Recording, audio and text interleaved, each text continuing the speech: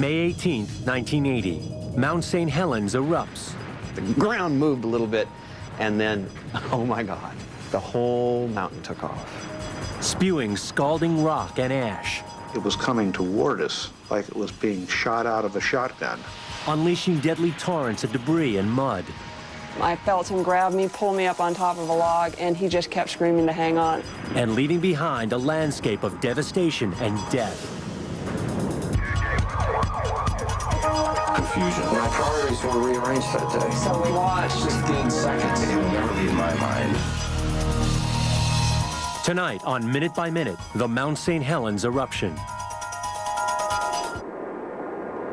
March 27, 1980, southwestern Washington State, 6:02 a.m. The sun rises over the Cascades Range, a chain of volcanoes situated above the Pacific Fault Line. Towering over the landscape is the 9,677-foot Mount St. Helens. Known because of its beauty as the Mount Fuji of the United States, the volcano has been dormant for 123 years. Hundreds of campers, hikers, and photographers are converging on the mountain for the weekend. It's also a workday for over 300 forestry workers. Near Spirit Lake, less than 5 miles from the summit, U.S. Forest Service Supervisor Kathy Anderson and her tree planting crew hear what sounds like a small explosion. What was common around there, because of the private timberlands in that area, were road building and other activities, so we kind of assumed that that had been just stump blasting or something. But in fact, Mount St. Helens has awakened from its long slumber with a small eruption of steam and ash, opening a 250-foot wide crater in the summit. Within minutes, word reaches the Menlo Park, California office of the U.S. Geological Survey, or USGS. On hand that afternoon is geologist Don Swanson. We quickly packed our bags and jumped on the first flight up to Portland. Despite the eruption, logging companies in the area keep working. The Weyerhaeuser Corporation grows and harvests trees for building materials and paper on over 68,000 acres of land on Mount St. Helens. The day after the initial eruption, the company dispatches helicopter pilot Jess Hagerman to fly over the volcano. Right on the very top, the whole top, there was a little bitty crater, and there were these big cracks running horizontal around the mountain. USGS scientists install more monitoring equipment at their main observation post, known as Coldwater 1. The eruption has been a minor one, but they see it as a precursor of a larger and potentially deadly event. One of them, a 30-year-old volcanologist named David Johnston, voices his fears to a network news crew. It's probably heating up very quickly, and it was probably pretty good evidence that an eruption may be likely. The U.S. Forest Service puts up roadblocks closing the top of the mountain. 40 residents who live nearest the summit are evacuated. Underground tremors make the eruption of Mount St. Helens seem imminent. The governor of Washington declares a state of emergency. Because rapid evacuation might be necessary, tourists and sightseers are urged to stay out of the area. But the warnings have the opposite effect, and tourists pour in from around the country. Souvenir vendors hawk T-shirts and bottles of genuine volcanic ash. Some volcano enthusiasts try to get as close to the summit as possible. One of them is Robert Rogers, a 29-year-old radio technician with a passion for mountain climbing. He makes a game out of outwitting the sheriff's department. I would drive up and go, "Oh, is it really dangerous up there?" Oh, yes, son, it's very dangerous. "Oh, do people try to sneak in?" Yes, we saw a guy up there 2 mornings ago in a blue sleeping bag. "Oh, really? Tell me, what did you do then?" And they'd explain what they did to try to catch me. Because I was the guy in the blue sleeping bag. For geologists, however, watching the mountain is no sport. You just didn't have time to do anything but eat and sleep and work. Clear weather brings out a record-breaking number of tourists and television crews. News choppers airlift reporters to the summit, ignoring the danger warnings. They are rewarded with 18 small bursts of steam and ash throughout the day. 4 weeks after the initial eruption, scientists discover an alarming bulge on the north side of the mountain. Magma, rising within Mount St. Helens, has encountered a blockage in the mouth of the volcano and is being forced out around it. Scientists, like volcano hazard specialist Dan Miller, explain the danger to emergency agencies, but little is done. As the weeks passed and nothing serious happened at Mount St. Helens, it became more and more difficult for us to convince the various agencies, both state, federal, and local, that something ugly was about to happen. Over the next 2 weeks, the bulge on the north side of Mount St. Helens grows larger every day. The mountain was moving at such a rapid rate, about 5 feet a day or so horizontally, just day after day after day after day. Officials finally heed the scientists' warnings and establish a so-called red zone, a safety perimeter that extends from 3 to 8 miles around the summit. They begin evacuating residents. On the banks of Spirit Lake, less than 5 miles from the summit, an 84-year-old resident named Harry R. Truman, no relation to Harry S. Truman, tells reporters he has no plans to leave. That's my life. Spirit Lake and Mount St. Helens is my life, folks. I've lived there 50 years. It's a part of me. That mountain and that lake is a part of Truman, and I'm a part of it. Truman's defiance of authority makes him a folk hero overnight. May 1st, 1980. A month has passed since the first eruption. Without another major event, public excitement dies down. But the ominous bulge on the mountain continues to grow. The U.S. Geological Survey sets up a new observation post, Coldwater 2, 5 miles northeast of the summit. This one is 3 miles closer to the volcano than the existing site at Coldwater 1. At Coldwater 1, Rove Finley, an assistant editor with National Geographic magazine, is interviewing 27-year-old photographer Reed Blackburn when the ground begins to tremble.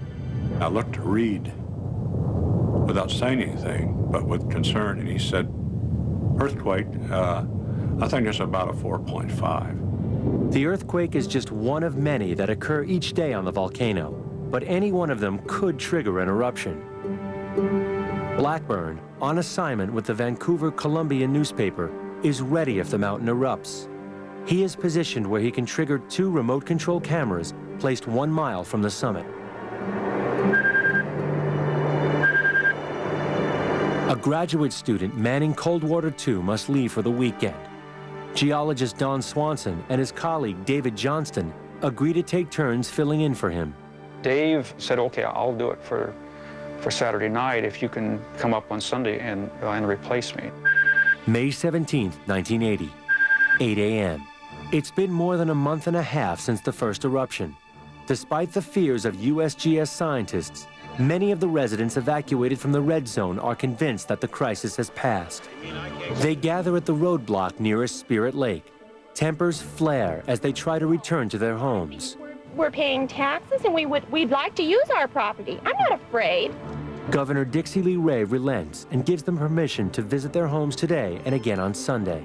Everyone had to sign waivers, releasing the county from any blame for what might happen to them while they were inside the red zone checking out their property. The beautiful day brings a number of campers out into the Washington woods.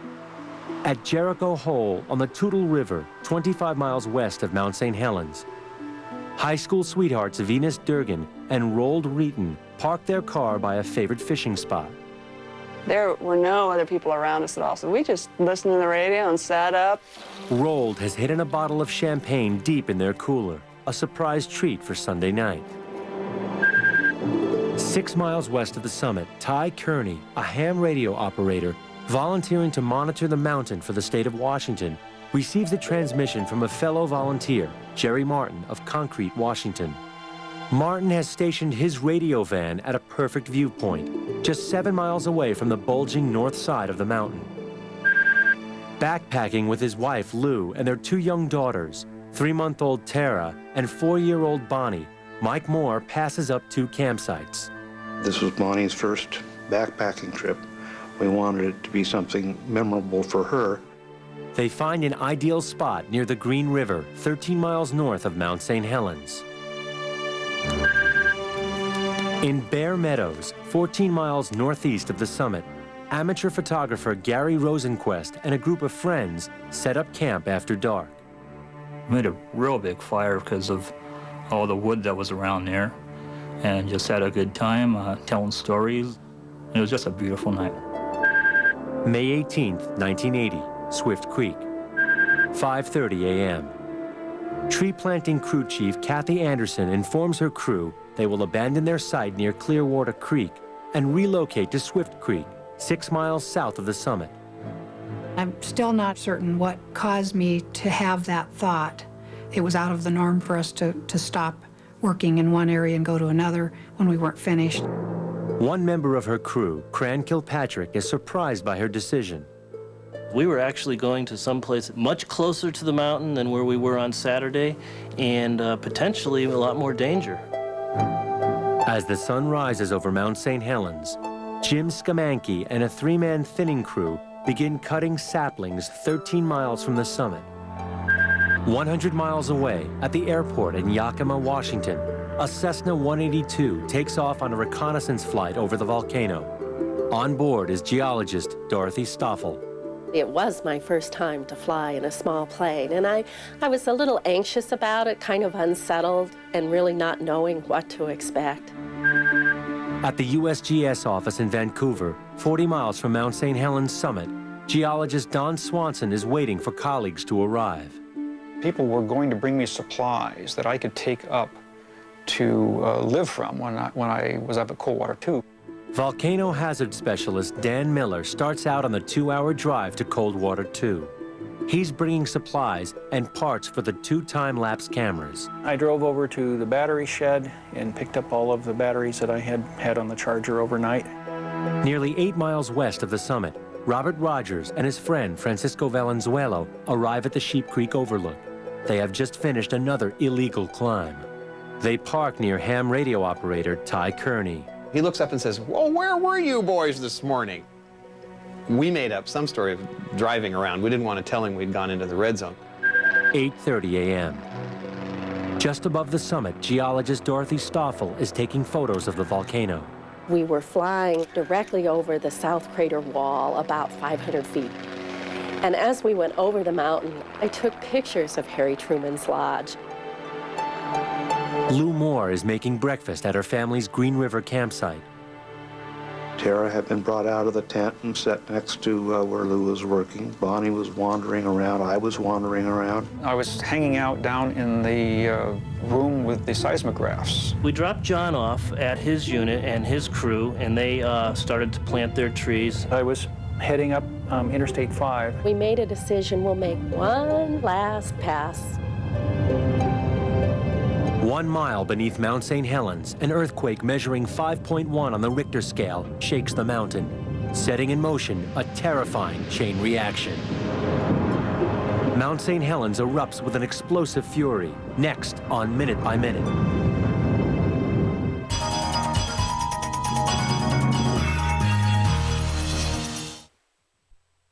And now back to Minute by Minute. May 18th, 1980, Mount St. Helens, Washington, 8:32 a.m. An earthquake measuring 5.1 on the Richter scale rips through the core of Mount St. Helens. We began to see this enormous fracture open up.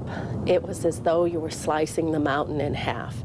The whole north side of the mountain began to shake.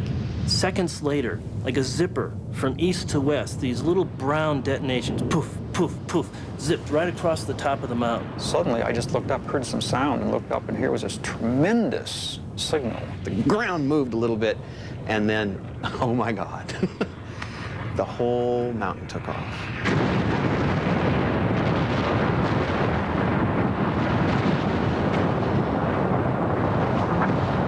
25 seconds after the earthquake hits, a huge explosion bursts out from the north face of Mount St. Helens.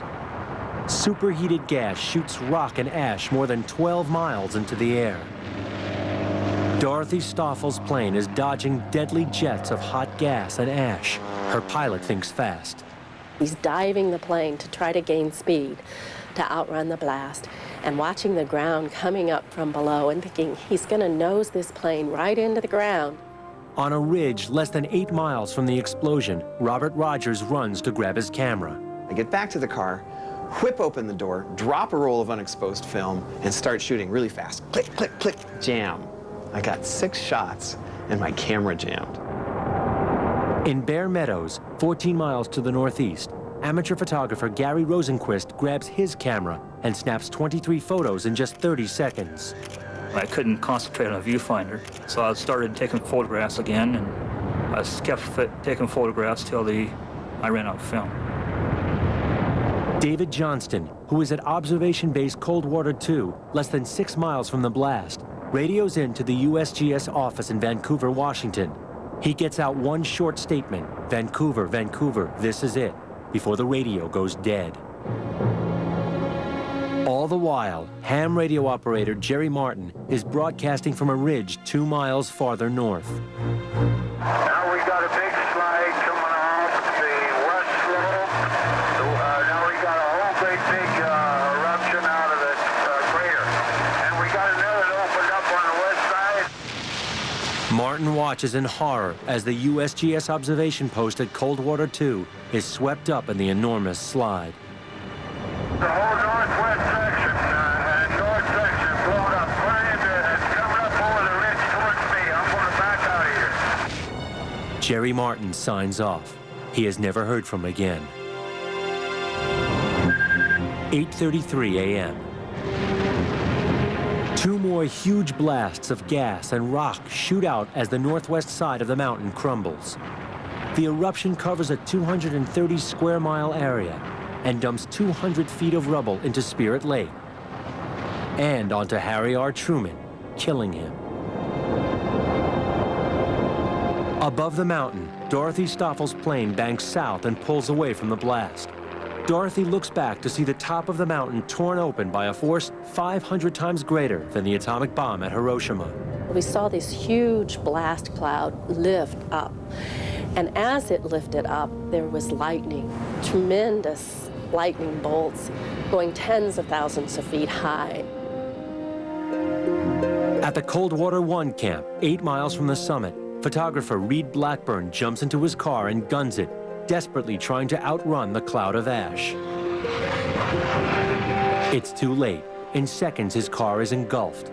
Blackburn is suffocated in 4 feet of scalding ash. The wind is so powerful that it uproots 100-foot trees as far as 19 miles away.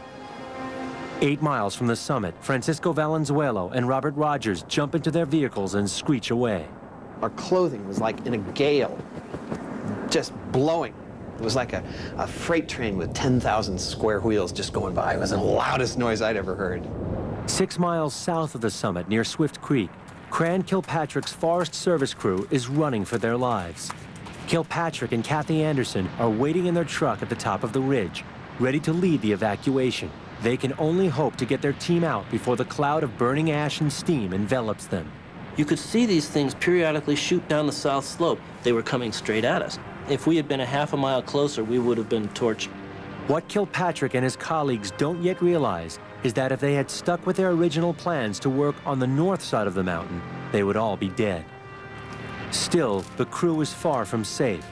Laden with tools, they are slow to climb the steep slope to their vehicles. Kathy calls on her radio, "Dump all the equipment, let's get out of here." Minutes later, everyone reaches their trucks and drives to a rendezvous site where they wait for word on the safe evacuation route from a spotter plane. You could just see the debris going overhead, and we had lightning around us. USGS geologist Dan Miller is on Interstate 5, 15 miles southwest of the mountain. He's on his way to meet David Johnston at Coldwater 2 when he sees the eruption column. I realized immediately that this was really a huge and very serious eruption. I quickly crossed over the median on Interstate 5 and I went racing back into Vancouver. 13 miles north of the summit, Mike and Lou Moore and their daughters, 3-month-old Tara and 4-year-old Bonnie, look up to see a tremendous cloud towering over the trees. Mike grabs his camera. The more pictures I took, the more apprehensive I got because the blast was not going up, it was coming toward us like it was being shot out of a shotgun. The ash, hot enough to burn skin on contact, is surging down the mountain at a rate of up to 300 miles an hour. 11 miles southwest of the summit, Robert Rogers is in his car, following Ty Kearney's van down a winding mountain road. The group is trying to outrun the cloud, but in the ever-thickening haze, Rogers loses sight of the van. Kearney goes on to safety, but Rogers and Valenzuela are stuck in the swirling ash. The second time we passed this gigantic Caterpillar tractor in the dark, we knew we were lost. High above them, Dorothy Stoffel is in a small airplane, hoping to put some distance between herself and the mountain. We began to see this huge grouping of aircraft rushing towards the mountain, and we thought, you know, just like the media, you know, they're going to get there as fast as they can while we're trying to leave. Stoffel lands 40 miles away in Portland. 13 miles north of the summit, the Moore family is hit by a shock wave. We felt a squeezing of our bodies, a very tight squeezing. And Lou said that this didn't happen to her, but my ears popped repeatedly, just pop, pop, pop, pop, pop, pop, pop, pop, pop. 40 miles away in Vancouver, the phone rings in National Geographic editor Ro Finley's hotel room. It was Ralph Perry, one of our contract photographers. He said, "Ro, if you'll step out the door of your motel and look to the northeast, you can see Mount St. Helens filling the sky." At his home in Kelso, Washington, Ray Pleasant, a helicopter base manager for the Weyerhaeuser Corporation, is still in bed when he hears a knock at the door. Our neighbor, she used to monitor the scanner, and she found out that the mountain had erupted. Although his logging crews are outside the red zone, Pleasant needs every available chopper in the air for possible rescues. He immediately heads out to the nearest base. On a small farm 37 miles from the summit, Jess Hagerman, a captain in the National Guard, is getting ready for church. They called me to call and find out how many people we had that were able to fly. Hagerman immediately heads to the Air National Guard base at Fort Lewis, 20 miles away. The vertical column of ash and steam continues to expand upward and outward. 13 miles away at the Green River campsite, ash begins to rain onto the Moore family. They take cover in a dilapidated hunter's shack, but it affords little protection. Mike and Lou Moore's primary concern, keeping their daughters alive. We gave Bonnie a handkerchief that had been wetted down with water from a canteen. Well, that wasn't going to work for Tara. She's 3 months old. So what we did is we wrapped her up in blankets. At one point, Lou went over and pinched her because she was so quiet. She thought she was dead, and she wanted her to cry to prove that she wasn't dead. And we were all very relieved to hear that cry.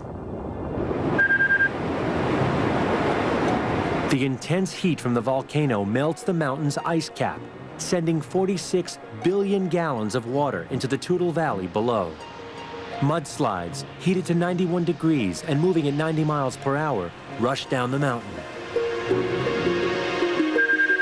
25 miles from the summit, along the South Fork of the Toutle River, high school sweethearts Roald Reeton and Venus Durgan hear the sound of warning sirens.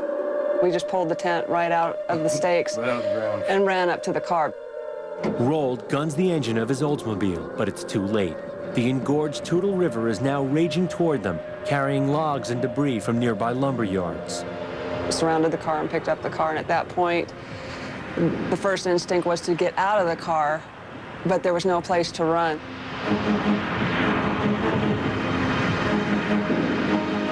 Their car is engulfed by the flood. They jump from the vehicle into the swirling mass. I was lucky enough to land on a large log, and Venus went right in between the one I landed on and another one, and was gone, just instantly gone. It's like, I thought she was dead. The couple and hundreds of others on the mountain fight to survive. Next on A&E.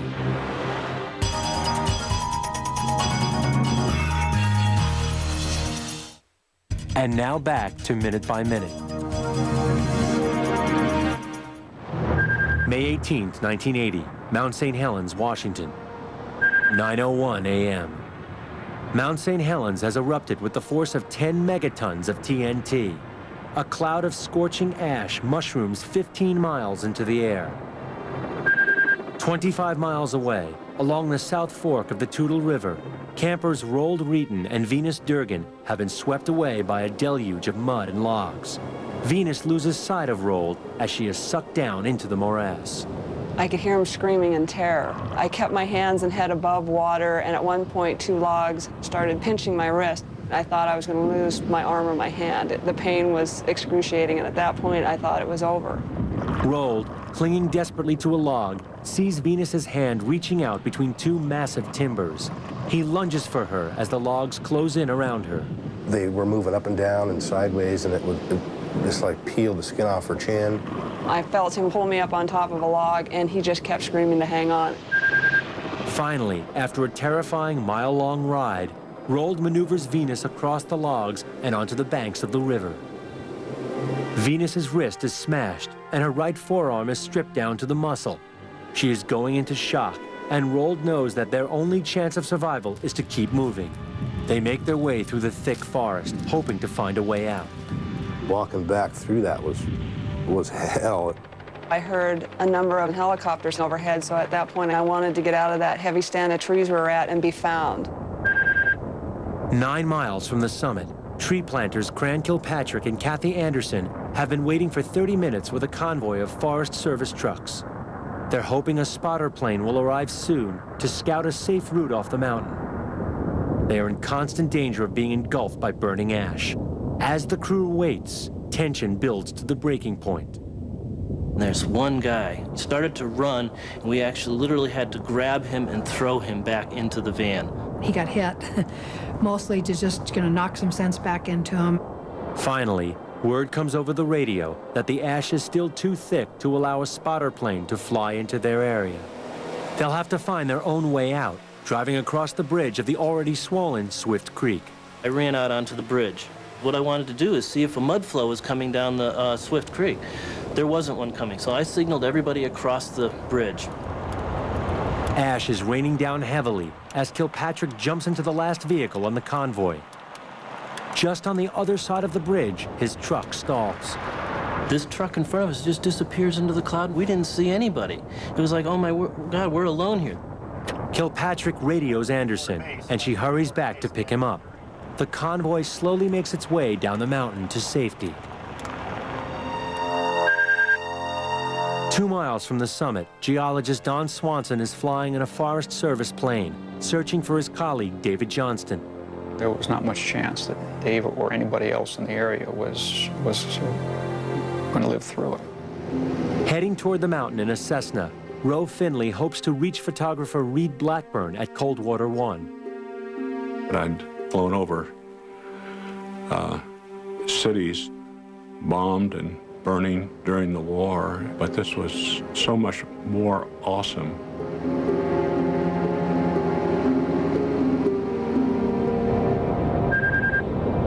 The wind shifts, and the ash cloud heads east, a welcome sight to the Moore family, who are hiding out in an old shack 13 miles to the north of the volcano. I decided it was time to go out and see what I could see outside. Unfortunately, the door was blocked with 6 inches of ash, and it took quite a bit of kicking to get it open. I could make out the outline of a tree, and that's when I started feeling pretty good. Lou Moore carries 3-month-old Tara, while Mike Moore gathers up 4-year-old Bonnie. He shoulders the backpack containing their tent, food, and survival equipment. On a logging road 8 miles from the summit, Robert Rogers and Francisco Valenzuela are lost in the haze of ash. Then, way behind us out on the west, was this little pinpoint of light. That little spot of light got bigger and bigger and bigger. as the air slowly clears, Rogers and Valenzuela are able to navigate their way out. The ash cloud reaches Yakima, Washington, 97 miles to the northeast. Though no longer hot, the ash makes it difficult to breathe. This is, of course, the source of the big problem, the volcanic ash buildup. I'd say the buildup now is at least 3/4 of an inch. Residents must shovel off their roofs to keep them from collapsing. A weather satellite captures photos of the ash cloud as it stretches across Washington state and reaches Spokane, 200 miles to the northeast of Mount St. Helens. It has taken nearly 3 hours for badly injured campers Roald Reeton and Venus Durgan to struggle through the dense forest.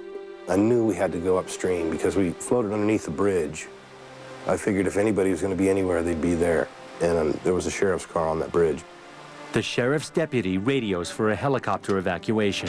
512. Nearly 4 hours after the first explosion, the eruption is still going strong. Fresh magma was rising up and was escaping from the volcano. Jets of burning gas sweep down the flanks of Mount St. Helens at up to 80 miles an hour. 11 miles from the summit, Mike Moore and his wife Lou try to get their young daughters to safety. Weighed down with survival equipment, Mike comes to an area of blown down trees 6 to 12 feet in diameter. I couldn't carry Bonnie. Lou couldn't carry her because she had Tara in her backpack, and Bonnie was basically on her own in between us. She's a pretty tough kid, but for 4 years old, you're asking an awful lot. The Moores struggle to keep their children alive as rescuers search frantically for stranded victims. Next on Minute by Minute.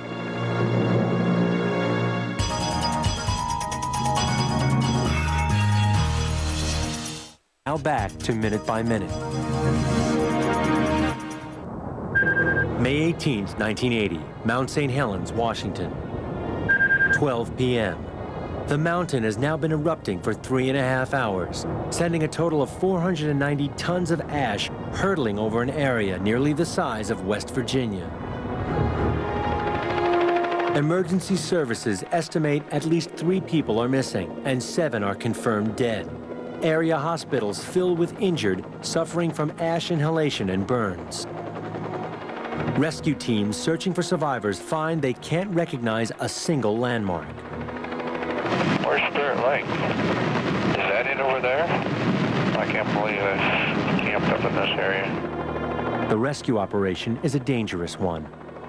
The crews are getting tired. The machinery needs to be carefully maintained. Chopper pilot Ray Pleasant and his crew respond to an emergency call near the Toutle River. When they arrive, they find Roald Reeton and his badly injured girlfriend, Venus Durgan. The crew jumps out and loads Venus in. Pilot Ray Pleasant pulls back on the controls and heads out of danger. I was able to look back. I just saw this brown body, tiny little brown body in the back with the big eyes looking at me, and just scared. A second helicopter airlifts Reeton out. The choppers fly across the river to the town of Toutle, where a medevac unit has been set up at a school. 14 miles from the summit, the ash is so thick it is almost impossible to see the ground. National Guard chopper pilot Jess Hagerman flies his OH-58 back and forth over the terrain, searching for Jim Skamanke and his forestry crew. All of a sudden we look down and we see some kind of a car or a truck down there. And so we swung around. One thing that you could see were footprints in the ash. So then you know that you've probably got some survivors. The footprints diverge, indicating the 4 men split into 2 parties. Hagerman banks his copter and follows one set until he locates 2 of the missing men. One of the people would stand up and wave his arms, and then, you know, he'd kind of fall back down, and the other fellow never really did get up off the ground. Hagerman's crew chief, Randy Fonts, volunteers to go down after the 2 men, even though he has no idea what awaits him. This stuff could have been 150 degrees Fahrenheit. We didn't have a clue. But, so anyway, he gets out of the helicopter, gets on the skid, and jumps into this stuff. The ash has cooled considerably, but it was scalding when it blasted over the stranded men. One of the foresters, Jim Skamanke, is burned over nearly half his body. His co-worker is sprawled on the ground near him, barely able to breathe. Hagerman lands the helicopter and hurries through 8 inches of talcum powder fine ash to help his crew chief evacuate the badly burned men. When you touch their clothes, it was like if you scorch your clothes with an iron and you just pull it like that, and it just shreds apart. The two men are taken to nearby Longview Hospital, where they are treated for second and third degree burns and ash inhalation. An Air National Guard helicopter finds the third member of the crew sitting atop a tree in the middle of a mud flow. He is rushed to the hospital, but the leader of the crew is still missing. Venus Durgan is at Longview Hospital receiving medical attention. Her wounds are filled with ash. The nurses were crying because they had to immerse me in a tub of water and take sponges and scrape out my wounds. And when the doctor came in, he said, "You didn't do a good enough job." They had to take me back in a second time, and they had to put me on morphine at that point because I was in such pain. Robert Rogers makes it out of the woods and stops on the I-5 freeway to look back at the volcano 25 miles away. Everybody was stopped on the freeway looking at the volcano saying, "Look at him, he's covered with ash." And I drove back to Portland, and that was it. Now that the pressure within the volcano is relieved, the eruption gradually begins to subside. 200 square miles of forest have been destroyed. Heavy equipment lays tossed about like toys. 9.5 hours after the eruption, Venus Durgan's boyfriend, Roald Reeton, is released from Longview Hospital into his parents' care. They find a hotel for the night, and Roald's father tries to scrub more ash from his son's wounds. Oh, it hurt so bad, it was like I passed out. I mean, God bless him, you know, he did a pretty good job, but, you know, he didn't get it all out, so, you know, I'm tattooed in spots on my legs, you know, from where the ash got rubbed into my skin. In her hospital room, Venus Durgan watches coverage of the eruption. I laid in the hospital room that night watching all the events on TV. My IV bottle in the hospital is shaking every time the mountain erupts. But not everyone is out of danger.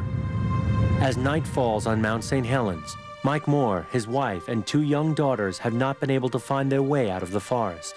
They pitch camp for the night, but Mike cannot sleep. We could hear the volcano exploding and crackling, kind of like a witch's cauldron.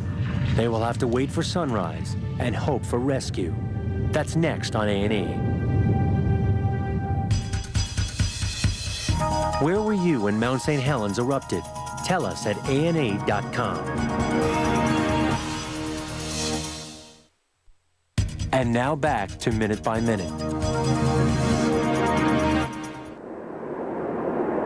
May 19th, 1980, 5:55 a.m. On the morning after the eruption of Mount St. Helens, National Guard helicopter pilot Jess Hagerman takes to the sky to continue the rescue effort. I really didn't have a clue where I was. You couldn't see more than 1/8 of a mile, sometimes less. When the ash does part, it reveals fallen trees stretching as far as the eye can see. Despite the devastation, rescuers still hope to find survivors. But as time goes by, they find themselves placing more and more red flags to mark the dead. One family on the mountain has survived the eruption. Mike Moore, his wife Lou, and their 2 children have spent 26 hours in the forest near Mount St. Helens, unable to make their way to safety.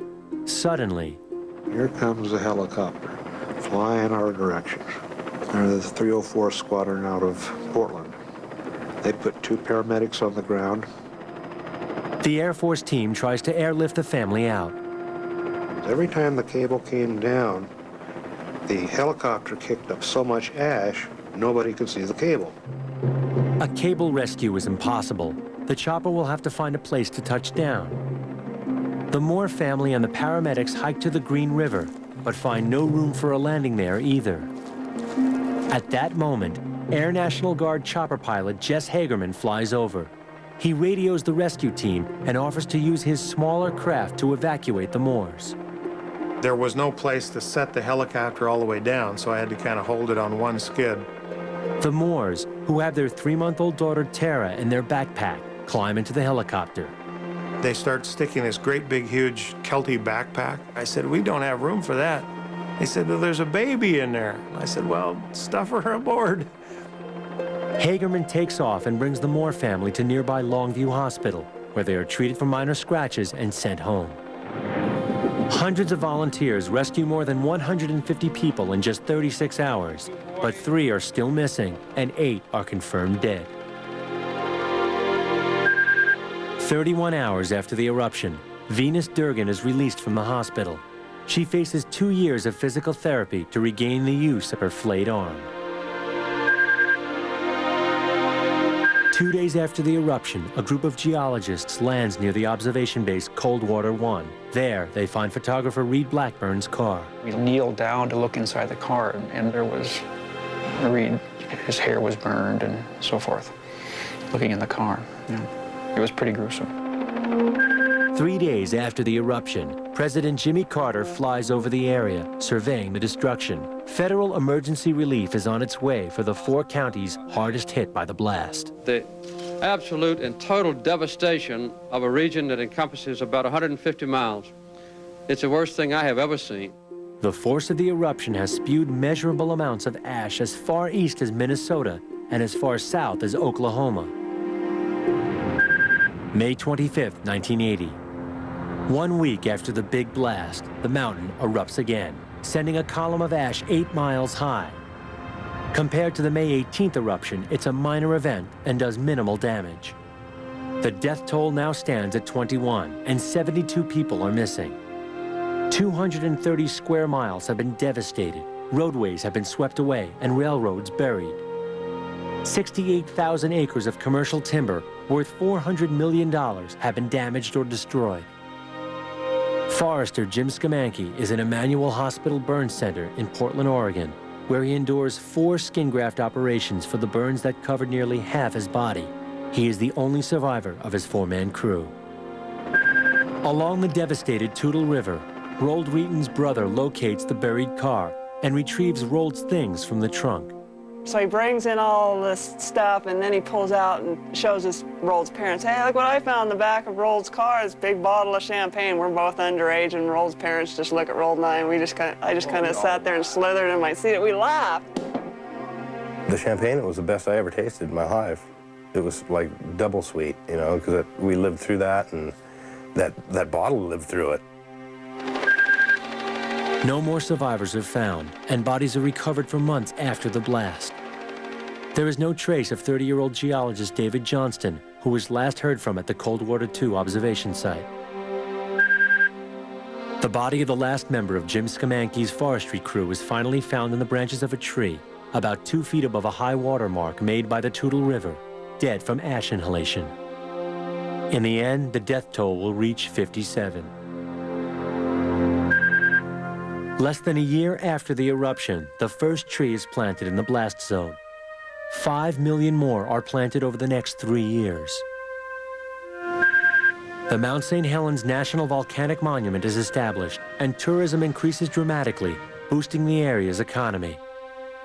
Thousands flock to the mountain, and a new Spirit Lake Highway is built to carry visitors to the spot where Coldwater 2 once stood. 20 years after the disaster, the National Forest Service organizes a reunion for rescuers and survivors. For those who attend, it is a time to remember and reflect. I was one of the lucky ones, and through that luck of not going back to where we were on Saturday, I'm here today. I don't take life for granted, nor do I take our children for granted. It's not lost on me what a gift it is to have them. Venus Durgan and Roald Wheaton have remained friends. The eruption forged a bond that has stood the test of time. The ultimate act of love and friendship that anybody can do is risk their life to save yours. And I don't think you're going to ask for anyone to do anything more for you. And for that, you know, I'll always be grateful to Roald.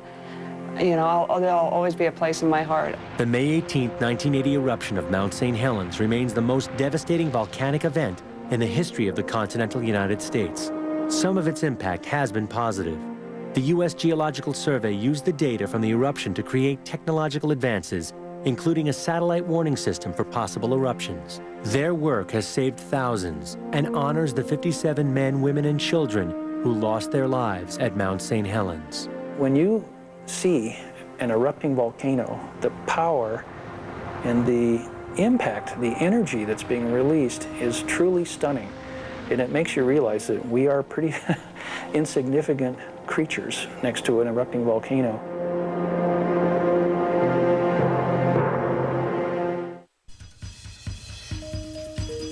What if the fate of all men was decided by the faith of one?